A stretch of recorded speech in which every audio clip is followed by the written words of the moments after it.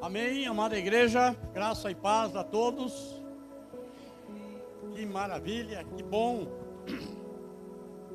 ter você conosco. Muito bem-vindos em nome de Jesus. Abra o seu coração, que Deus tem uma palavra para você nesta noite. Deus tem algo maravilhoso para fazer ainda nesta noite. Deus já fez muitas coisas, eu creio nisso. Grandes coisas fez o Senhor por nós, por isso estamos alegres, já afirmou o salmista. Deus tem nos dado graça, Deus tem nos protegido, Deus tem nos abençoado de uma forma tremenda todos os dias. Todos os dias podemos acordar pela manhã, abrir os nossos olhos, respirar o bom ar que Deus graciosamente nos dá. Deixarmos as nossas casas, ir para o nosso trabalho, retornar às nossas atividades. Tudo isso é cuidado, é proteção de Deus na vida dos seus filhos. E nós louvamos a Deus por isso, por essa razão, é que estamos alegres por estarmos mais uma vez reunidos para nos alimentarmos das mais ricas bênçãos que o Senhor tem para cada um de nós nessa noite. Amém? Louvado seja Deus. Abra comigo aí a sua Bíblia para o livro do profeta Isaías, no capítulo de número 53.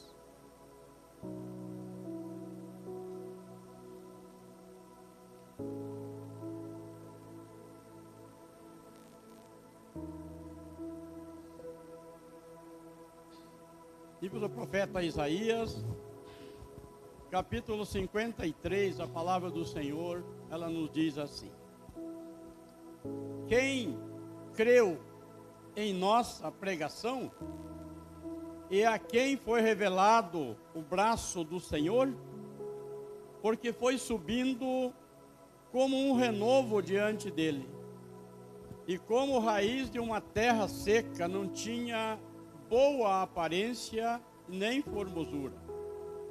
Olhamos para ele, mas não havia nenhuma beleza que nos agradasse. Era desprezado e o mais rejeitado entre os homens. Homem de dores e que sabe o que é padecer. E, como um de quem os homens escondem o rosto, era desprezado, e dele não fizemos caso. Certamente ele tomou sobre si as nossas enfermidades e as nossas dores levou sobre si, e nós o considerávamos como aflito, ferido de Deus e oprimido. Mas ele foi transpassado por causa das nossas transgressões e esmagado por causa das nossas iniquidades. O castigo que nos traz a paz estava sobre ele, e pelas suas feridas fomos sarados. Todos nós andávamos desgarrados como ovelhas, cada um se desviava pelo seu próprio caminho, mas o Senhor fez cair sobre ele a iniquidade de todos nós. Ele foi oprimido e humilhado, mas não abriu a boca.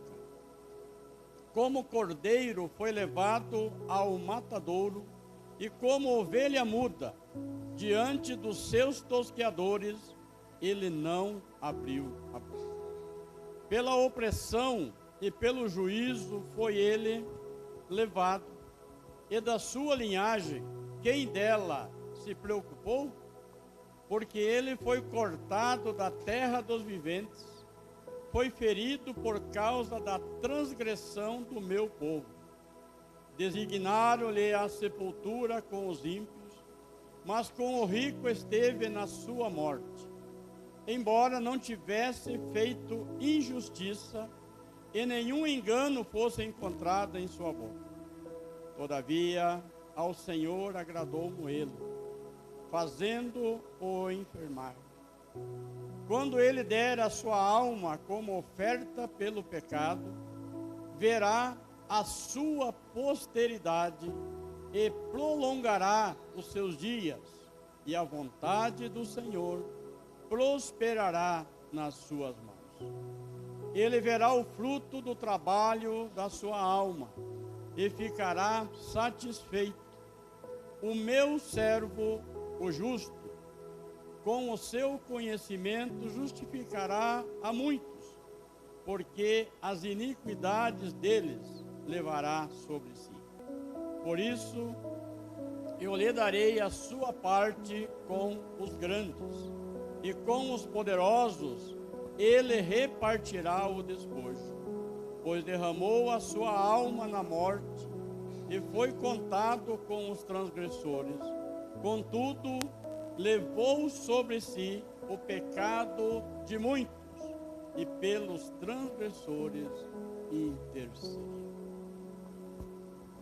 Esse texto, esse capítulo 53 do profeta Isaías, é o capítulo central que descreve todo o sofrimento do Messias, todo o sofrimento de Cristo Jesus que haveria de vir. Haja visto que esse texto, ele foi escrito, profetizado na vida do profeta Isaías, inspirado pelo Espírito do Senhor, para que ele trouxesse esta mensagem ao povo de Deus, ao povo escolhido por Deus naquele momento. 740 anos antes da vinda do Senhor Jesus Cristo, o profeta Isaías traz esta mensagem.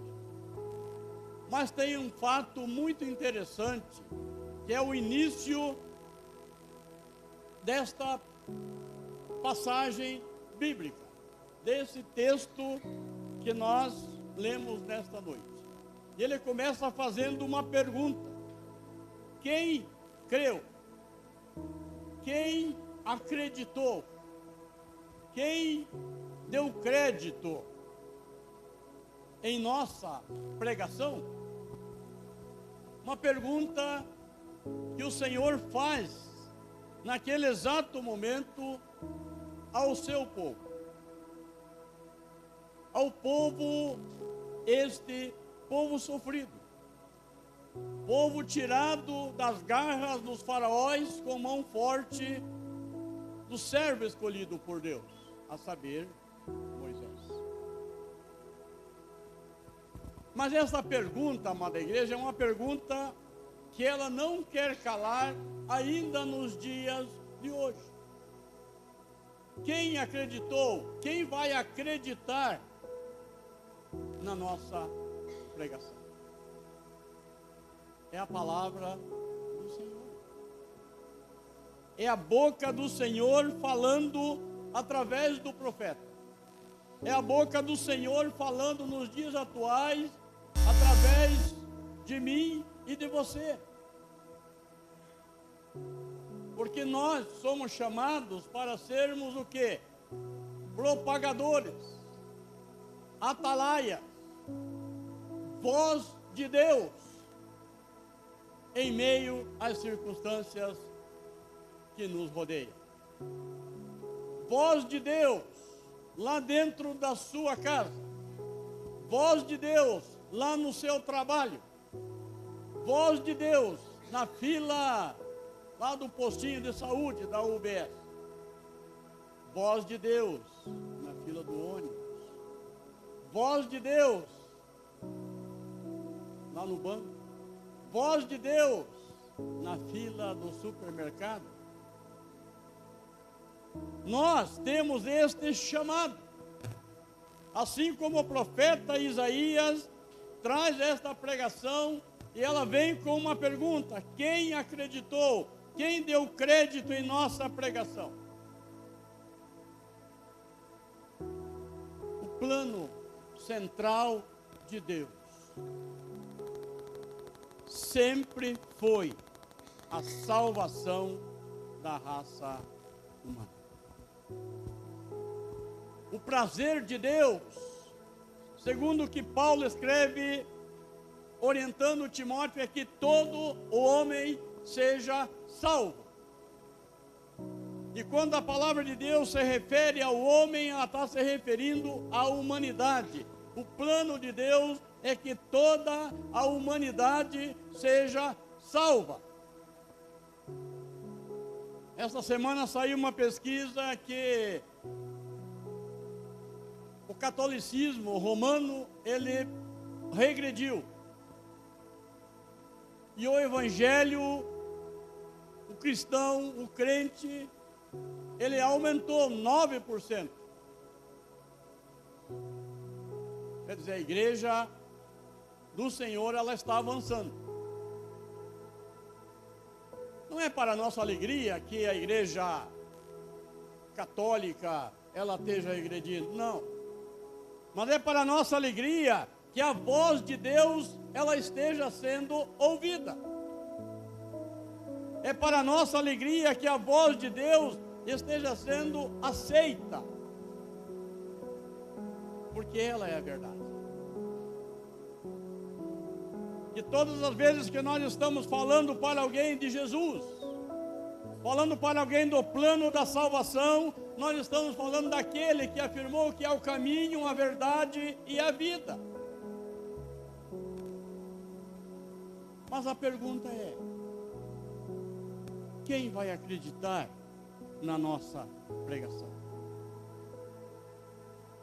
E é interessante, amados, que esta pregação, esta pergunta, ela não começou naquele momento ali há 700 anos antes da vinda do Messias, antes da vinda do Cristo, o Salvador deste mundo. Ela começou lá em Gênesis capítulo 2, versos 16 e 17, aonde o Senhor, ele fala para Adão: Adão, de toda a árvore do jardim você pode comer livremente, mas da árvore do conhecimento do bem e do mal, que está no meio do jardim, dela não comereis, porque um dia em que assim o fizerdes, ou deste fruto comerdes, você vai morrer. Então esta pregação, ela não começou aqui, no capítulo 53 do profeta Isaías, ela começou lá no início, lá no capítulo 2 de Gênesis, Deus falando com o homem.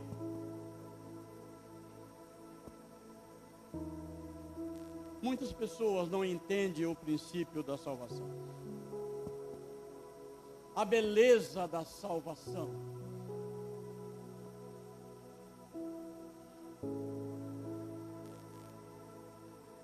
Quem era eu há 30 anos atrás? Um zero à esquerda. Alguém considerado a escória da sociedade.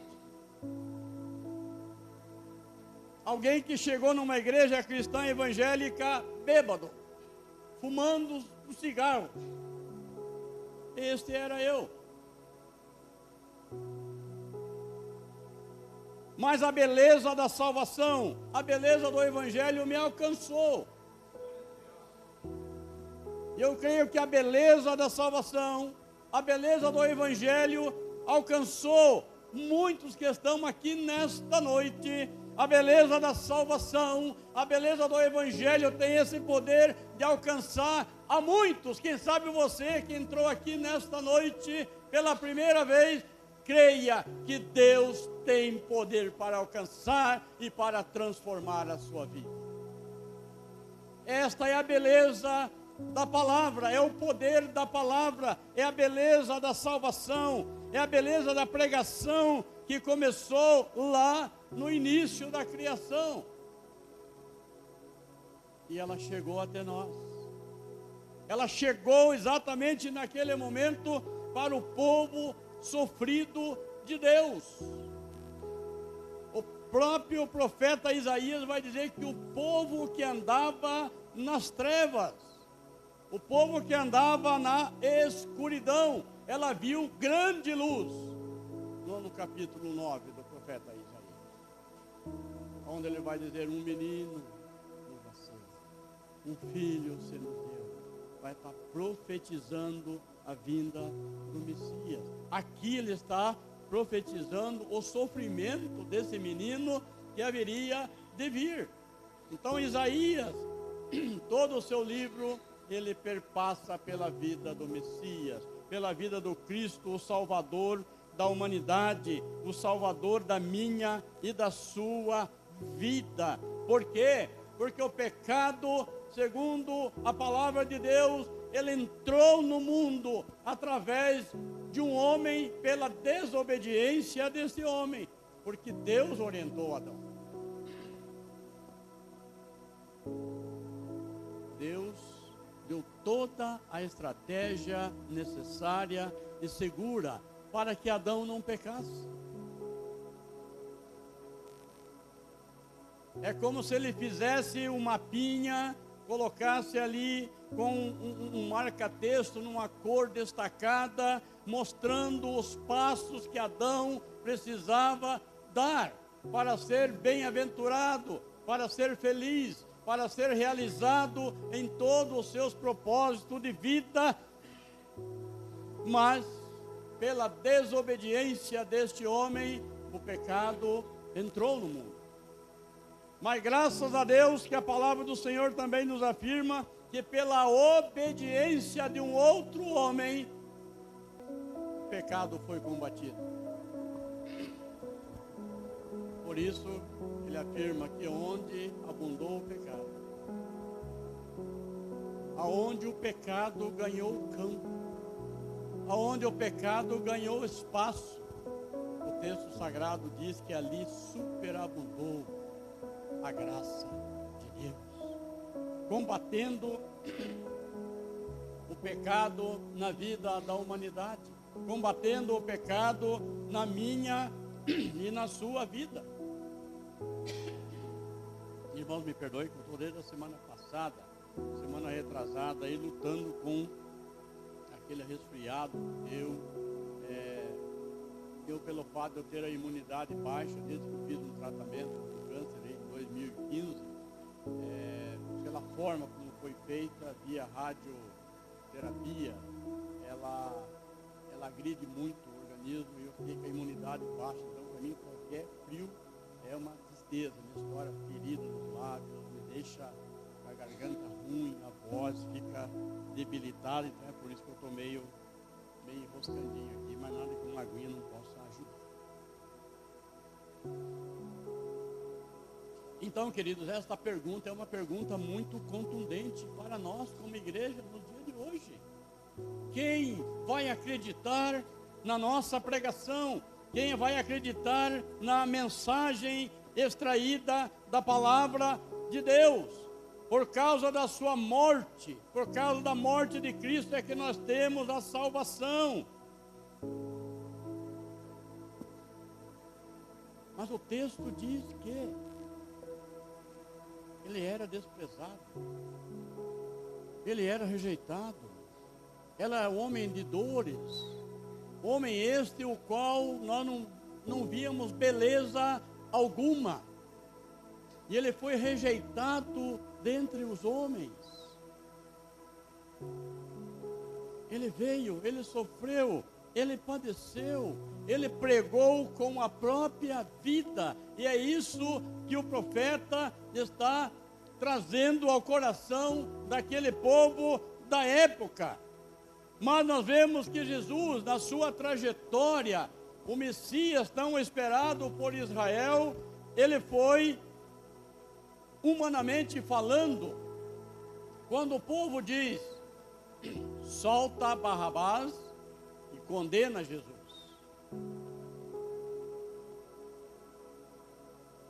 Eles valorizaram mais um sanguinário da época, um assassino incontrolável da sua época, em relação a Jesus. Solte Barrabás, mas crucifica esse Jesus. Dá a impressão que, olhando por esta ótica, nós vemos que Barrabás ele foi mais importante do que Jesus. certamente para algumas pessoas, certamente para aqueles que levantaram o seu calcanhar em relação ao Salvador deste mundo, naquele momento de euforia, eles entraram e participaram daquela multidão que enfurecida dizia: solte este assassino, mas condena o Salvador do mundo. É lógico que na visão de Isaías tudo já estava determinado pelo Senhor nosso Deus. E o Senhor Jesus, ele veio a esse mundo com esta missão para cumprir. Ele cumpriu a regra.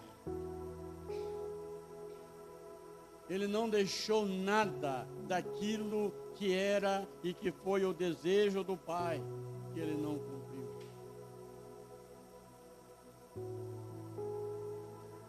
O texto que nós lemos diz que ele era o mais desprezado entre os homens. E será que nós muitas vezes não fazemos a mesma coisa? Será que nós também não desprezamos a Jesus em muitas situações? Isso porque, amados irmãos em Cristo Jesus, a igreja da verdade, muitas vezes, ela não é ouvida. A palavra de Jesus não teve valor perante aqueles que diziam: solte Barrabás, mas condena, crucifica-o. Muitas vezes, a igreja da atualidade, muitas vezes você não é ouvido. Muitas vezes lá no seu trabalho você é taxado como pessoa bitolada.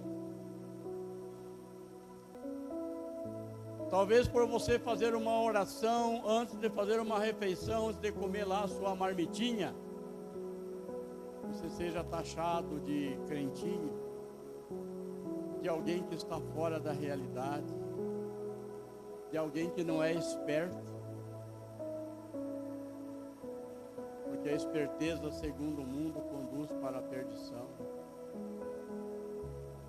mas a entrega segundo Deus nos conduz para a salvação. E é isso que precisa estar intrínseco nos nossos corações. E muitas vezes, amados, esta mensagem ela não é ouvida. Muitas vezes você, como representante da igreja de Cristo Jesus ressuscitado, você não é ouvido, você não é valorizado, você é desprezado.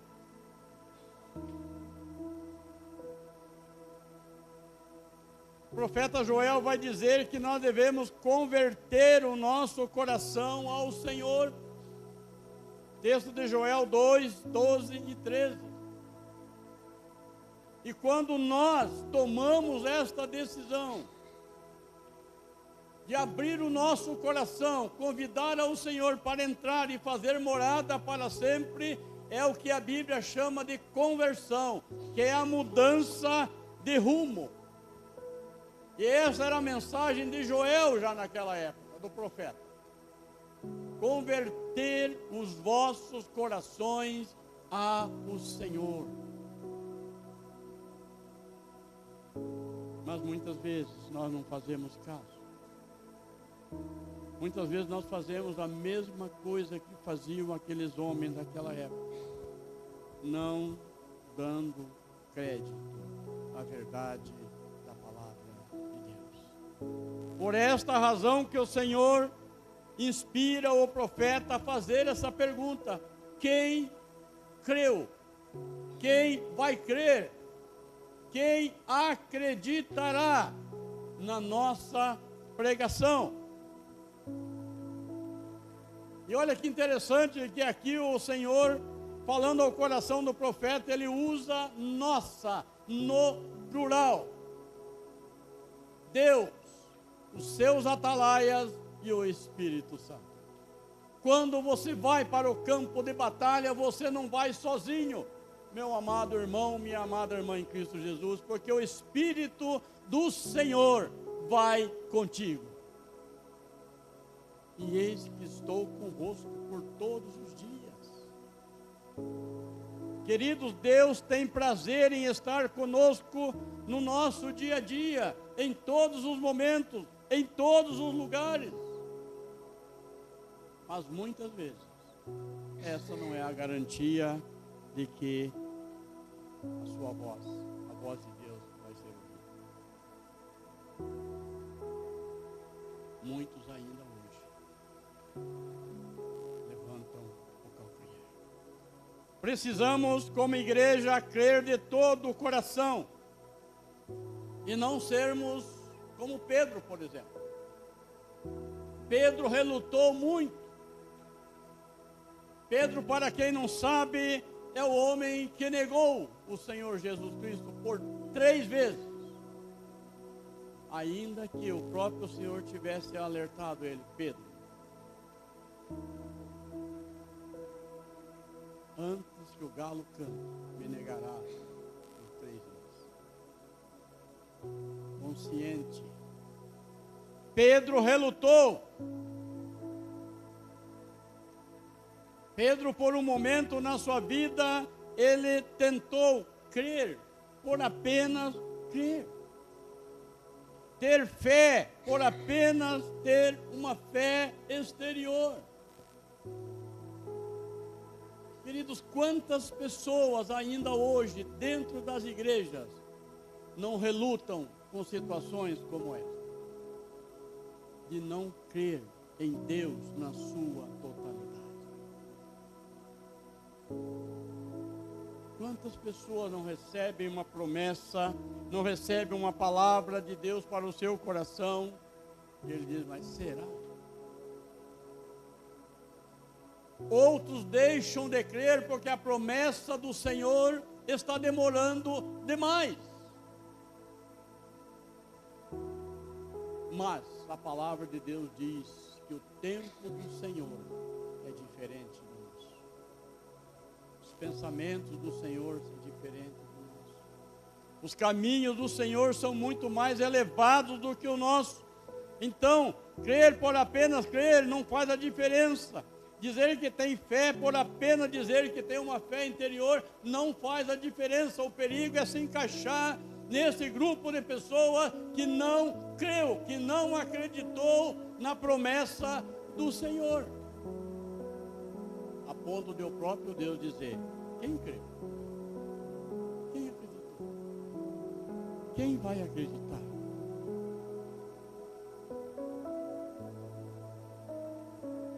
Pedro chegou a dizer que estava pronto até para morrer por Jesus.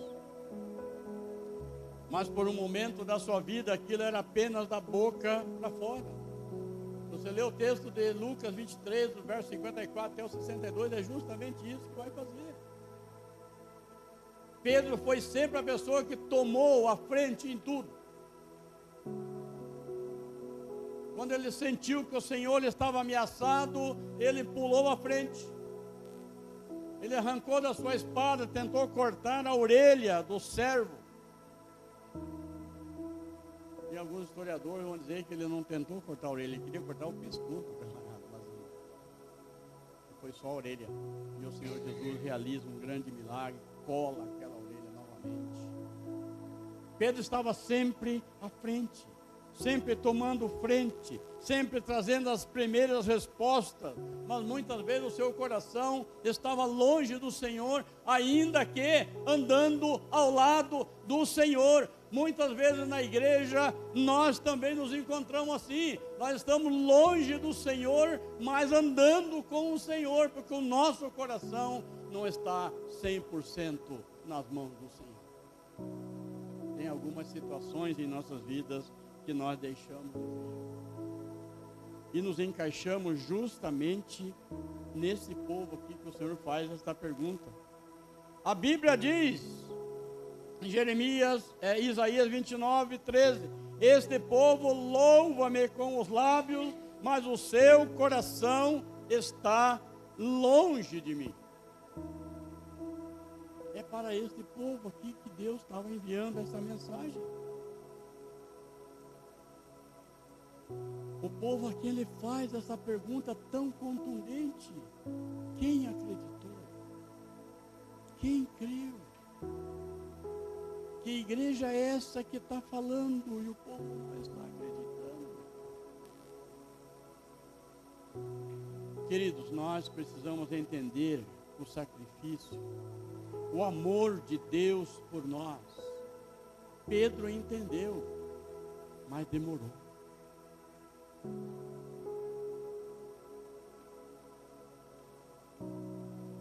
Quero fazer um apelo para você que está aqui nessa noite. Abra o seu coração. Abra o seu coração, escancare o seu coração e deixe Deus trabalhar. Porque se nós fecharmos o nosso coração diante de Deus, o prejuízo é muito grande. E o tempo voa muito rápido. O tempo passa muito rápido, as coisas acontecem muito rápido em nossas vidas. Então não há mais tempo a perder. O tempo é hoje, o dia é hoje, a hora é agora. Não dá para protelar mais e se encaixar nesse grupo a quem o Senhor dirige esta pergunta. Hoje é uma noite que nós vamos participar da ceia do Senhor. E eu louvo a Deus por Ele ter me dado esta leitura que fala justamente do sofrimento daquele que disse: façam isto em memória de mim. Trazer à nossa memória aquilo que Cristo Jesus passou na cruz. Mas graças a Deus que Ele não está mais na cruz, porque Ele ressuscitou. E porque Ele ressuscitou, é que nós, como igreja, temos vida e vida em abundância, caminhando ao lado, junto com esse Deus maravilhoso.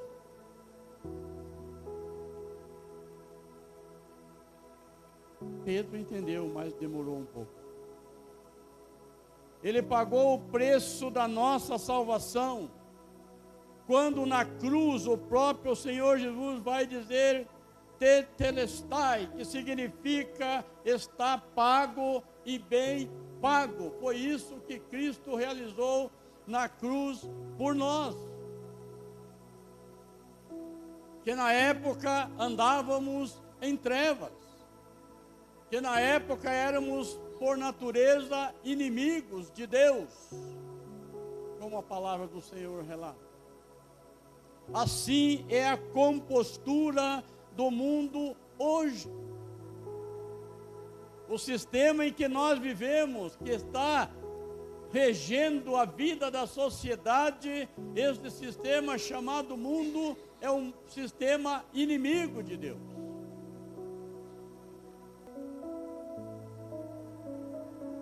Mas graças a Deus que o Senhor tem tirado muitos de lá e transportado para o reino do Filho do seu amor.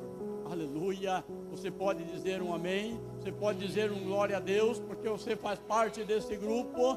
Aleluia. Então você está encaixado no grupo daqueles que creram na promessa salvadora de Cristo Jesus. A mensagem da cruz significa salvação por meio de Cristo. Quando nós olhamos para a cruz e não vemos mais ali o Messias crucificado, é porque a nossa salvação, ela foi garantida através daquele sangue derramado. A salvação chegou até nós de graça. É pela graça de Deus que nós somos salvos, segundo o texto de Efésios, capítulo 2. Mas para o Senhor Jesus Cristo, ela não foi de graça, porque ela custou o sangue de Cristo Jesus derramado totalmente.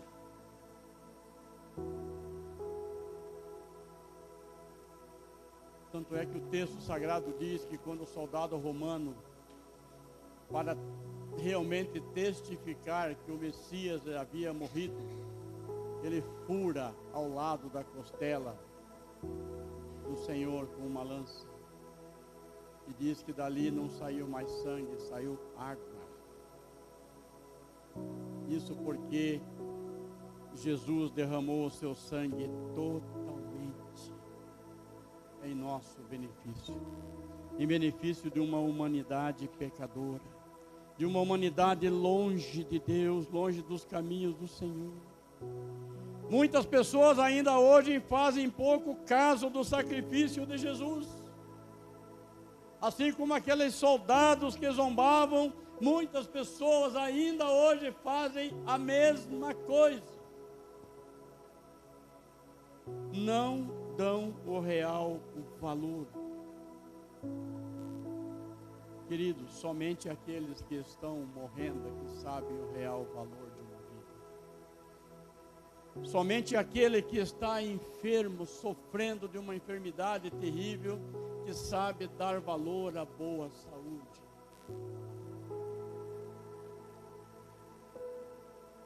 Certamente esta é a razão porque a palavra do Senhor não é ouvida. Que a palavra do Senhor ainda ela é rejeitada. Que a igreja que reconhece o Senhor como seu único, suficiente Salvador, muitas vezes ainda não tem voz em meio a este mundo tenebroso, decaído, pecador, perigoso, aonde é a lei do mais forte, é a lei do mais esperto, é a lei do mais sábio. Mas a verdadeira sabedoria tem aquele que ama ao Senhor de corpo, alma e coração. A verdadeira sabedoria tem aquele que já abriu o seu coração e falou: Senhor Jesus, entre e faça morada para sempre. Nós muitas vezes valorizamos algo quando perdemos, ou quando começamos a perder. Certamente você conhece muitas pessoas que já fizeram parte de uma igreja evangélica e hoje não estão mais, hoje não tem mais forças. Talvez você que está aqui nessa noite, que conhece essa igreja num tempo mais, talvez você olhe para essas cadeiras e vê que muitas pessoas que aqui estiveram sentadas hoje já não estão mais. Alguns esfriaram na fé, outros se desviaram, outros tomaram decisões nas suas vidas e pagaram com a própria vida.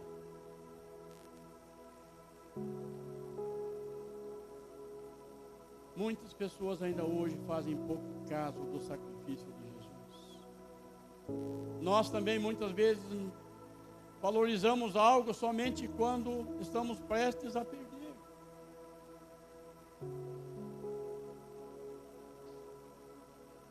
Muitos pais têm a preocupação de olhar para os filhos e dizer: olha, filho, cuidado. Cuidado com isso, cuidado com aquilo, cuidado com o que você come, cuidado com o que você bebe. Cuidado, cuidado, cuidado. Mas muitos olham para o pai e chamam de ultrapassados, bitolados, fora da realidade. Até o dia em que vai fazer um exame e o diagnóstico bate justamente naquilo que o papai e a mamãe falou. Mas daí às vezes é tarde demais. Aí o colesterol já tomou conta, o diabetes já bateu a porta, a estrutura óssea já não aguenta mais o peso do corpo, a cabeça já não funciona mais como deveria funcionar, porque o efeito da droga, do álcool, da bebida já corroeu. Mas daí não tem como voltar atrás mais. Se não for a graça e a misericórdia de Deus para libertá-los, é um mundo sem saída, é um caminho sem volta. Mas porque muitas vezes não deram ouvido aos seus pais, aos seus guias e àquele que pregou a Cristo Jesus vivo para ele. Por esta é a razão da pergunta: quem acreditou? Jesus foi, é e sempre será. A Bíblia apresenta Jesus no início, no fim e no meio. Ele é a própria Bíblia viva que produz em nós vida. Guarde isso no seu coração. Jesus foi, é e sempre será.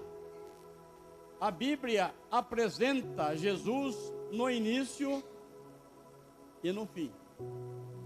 E no meio, ele é a própria Bíblia, viva, que produz em nós vida e salvação. Esse é o plano de Deus para esta igreja nessa noite. E a pergunta continua sendo: quem deu crédito? Quem vai crer? E quem acreditará naquilo que está sendo pregado?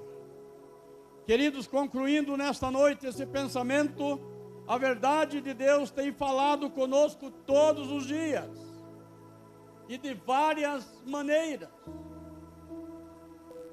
Deus fala conosco através da sua palavra lida, quando nós estamos meditando, lendo. Deus fala conosco através da natureza. Deus fala conosco muitas vezes através dos nossos filhos. Deus fala conosco muitas vezes através de um vizinho que ainda não tem compromisso com Deus. Deus usa para trazer uma mensagem, para trazer um alerta, para trazer um despertamento em nossas vidas muitas vezes. Mas muitas vezes nós fazemos como fez o povo dessa época. Não deu crédito, não acredita. E ela é a única que tem poder para nos libertar. João 8,32 nos diz: e conhecereis a verdade, e a verdade vos libertará. Mas para conhecer a verdade, nós precisamos crer. Para conhecer a verdade, nós precisamos nos encaixar no grupo que creu, que crê e que acreditará para sempre no Senhor da nossa salvação. Amém? Amém, amados irmãos. Que Deus, que o Espírito Santo do Senhor, que tem o poder do convencimento do pecado, da justiça e do juízo, Ele venha completar esta palavra no seu coração e levar você ao entendimento de que, para herdarmos a eternidade, para herdarmos a vida eterna com o Senhor, nós precisamos crer. Nós precisamos deixar aquele grupo a quem a pergunta foi dirigida: quem creu, quem acreditou e quem acreditará. Vamos orar. Maravilhoso Deus e eterno Pai, louvado seja o teu santo nome, porque aprove ao Senhor nesta noite, ó Deus, visitar os nossos corações, ainda que um dia nós já tomamos a decisão de convidar ao Senhor a entrar e fazer morada. Mas muitas vezes, Senhor, a correria, as preocupações do dia a dia, parece que elas nos deixam um pouco distante da verdade do Senhor. Por isso, ó Papai querido, nesta noite nós te louvamos, nós te bendizemos o teu santo nome, ó Deus, porque o alerta do Senhor mais uma vez foi despertado em nossas vidas e consequentemente em nossos corações.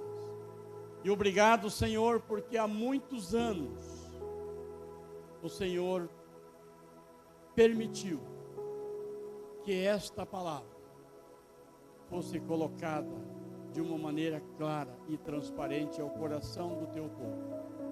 E que esta pergunta que ecoa desde os primórdios da história, perpassando por todo o Antigo Testamento, o Novo Testamento e chegando às nossas vidas, como extensão da igreja que começou com os seus discípulos. Ó Deus, que nós venhamos a crer, acreditar de todo o nosso coração na tua palavra, porque ela é viva e eficaz e ela tem o poder transformador de mudar a nossa rota de vida. Muito obrigado, Paizinho querido. Oramos pelo perdão dos pecados, oramos que o Senhor acrescente uma porção de fé ao coração da tua igreja, para que continuemos, ó Deus, dando o crédito merecido à tua verdade. Muito obrigado, Pai. Em nome de Cristo Jesus, oramos e agradecemos. Amém. Amém. Aleluia. Louvado seja o nosso bom e maravilhoso Deus. Oh, Pai querido. Louvado seja o nome do Senhor, que também instituiu a ceia, o banquete, a mesa do Senhor, como em muitas denominações assim é chamado. Aonde nesta noite nós iremos participar como igreja salva pelo Senhor Jesus Cristo. E o Senhor Jesus, no texto de Mateus capítulo 26, quando ele, de uma forma inusitada, ele institui este momento sagrado, que é o momento da ceia do Senhor. Aí o texto nos diz assim: enquanto comiam, Jesus pegou um pão e, abençoando-o, partiu e deu aos discípulos, dizendo: tomem, comam, isto é o meu corpo. A seguir, Jesus pegou um cálice e, tendo dado graças, o deu aos seus discípulos, dizendo: bebam todos dele, porque isto é o meu sangue, o sangue de uma nova aliança, derramado em favor de muitos para remissão de pecados. Então, a ceia do Senhor na vida da igreja, ela tem esse papel fundamental. Em primeiro lugar, ela nos dá a condição de, ainda que por um breve momento, por um tempinho bem curto, apenas alguns segundos, nós fazermos uma breve reflexão daquilo que o Senhor, do feito que o Senhor realizou na cruz em nosso benefício. Texto que nós lemos do capítulo 53 do profeta Isaías traz um retrato, traz um panorama muito bem elaborado do que realmente o Senhor passou na cruz em nosso benefício. Mas o texto sagrado também nos diz que a ceia do Senhor, ela tem o papel fundamental de nos dar a oportunidade de colocarmos aos pés da cruz, aos pés de Cristo Jesus, tudo aquilo que tem roubado a nossa paz, tem tirado o nosso sossego, tem muitas vezes até mesmo colocado dúvida em nossos corações em relação à fé. Por isso que Paulo, quando ele escreve à igreja de Corinto, ele vai dizer que é importante fazermos uma reflexão, fazermos um exame. Examine-se, pois, o homem a si mesmo, e assim coma do pão e beba do cálice. Então a ceia, ela tem essas duas conotações muito importantes na vida da igreja. Por isso que não é aconselhável participar da ceia do Senhor de qualquer jeito.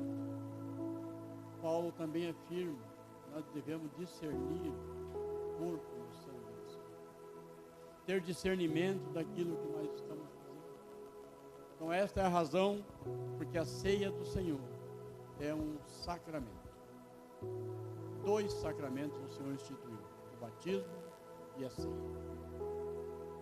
E esta igreja, ela vive isso, ela pregoa isso e ela leva isso muito a sério. Por isso eu quero convidar você, meu irmão, minha irmã, nesta noite a fechar os seus olhos e por um momento fazer uma reflexão de como estão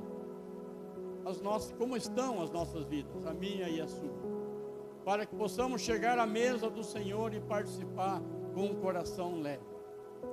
Por isso, nesta hora, nós temos a liberdade de colocar diante de Deus tudo aquilo que tem nos incomodado, tem roubado a nossa paz, tem tirado o nosso sossego,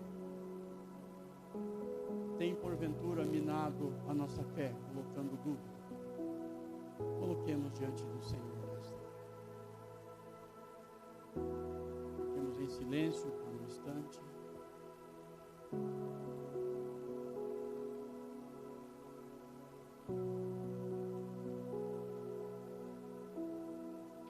Senhor Deus e amado Pai, te louvamos, ó bendito Deus, porque aprove ao Senhor tomar esta decisão de vir a este mundo na forma humana, na pessoa do Senhor Jesus Cristo. A palavra nos diz que o Senhor amou o mundo de tal maneira que deu o seu único Filho, para que todo aquele que venha a crer não pereça, mas tenha a vida eterna. Esta decisão foi sua. E este Senhor, o qual instituiu esse momento sagrado que iremos agora participar, foi Ele que passou tudo que já estava previsto, predito, para passar na cruz por nós. E este é o momento, Senhor, que nós queremos nos lançar aos pés da cruz. E com um coração totalmente contristado e compungido. Como já afirmou o salmista, que o Senhor não o rejeitará. Que a tua igreja chegue diante do Senhor nesta hora,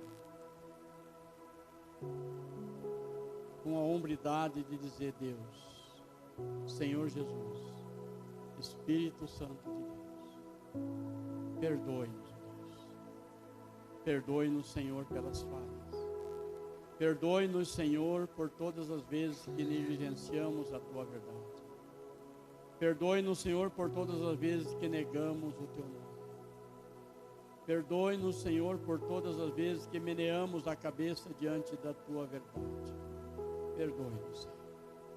E permita que cheguemos à tua mesa, a esta mesa sagrada, Senhor, que foi instituída por ti, ó Deus, e participemos com o coração leve e limpo na tua presença. Santifica-nos, ó Deus, na tua palavra, porque a tua palavra é a verdade. E a tua palavra nos dá essa condição de trazermos a nossa memória e de termos a plena certeza de que o Senhor já nos perdoou. Oramos em Cristo Jesus, para a glória do Senhor. Amém.